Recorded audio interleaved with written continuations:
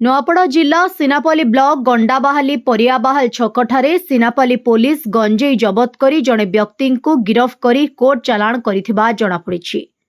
ଗିରଫ ଅଭିଯୁକ୍ତ ଜଣକ ଖଡ଼ିଆଲ ଥାନା ଡୁଆଝର ଗ୍ରାମର ଗୁନସାଗର ମେହେର ବୟସ 24 ବୋଲି ଜଣାପଡ଼ିଛି। ପୋଲିସ ସୂତ୍ରରୁ ପ୍ରକାଶ ଯେ ଗଣ୍ଡାବାହାଲି ରାସ୍ତା ଦେଇ ଗଞ୍ଜେଇ ଚାଲାଣ ହେଉଥିବା ବିଶେଷ ସୂତ୍ରରୁ ସିନାପାଲି ପୋଲିସ ଖବର ପାଇଥିଲା।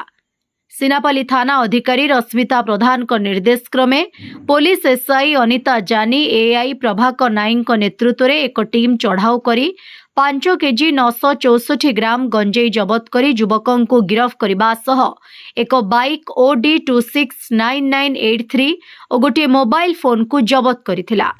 ଏନେଇ ସିନାପାଲି ଥାନାରେ କେସ୍ ନମ୍ବର 238/25ରେ ମାମଲା ରୁଜୁ କରି କୋର୍ଟ ଚାଲାଣ କରାଯାଇଛି।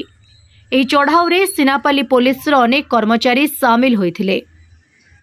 सब एडिटर ऑल ओडिशारू जगन्नाथ सागरଙ୍କ रिपोर्ट ओडिशा हाइलाइट समाचार। खबर दुनिया रे जोड़ी हेबा पई सब्सक्राइब करंतु ओडिशा हाइलाइट समाचार को आउ दबे दियंतु बेल आइकन को सर्वप्रथमे खबर पाइबा पई।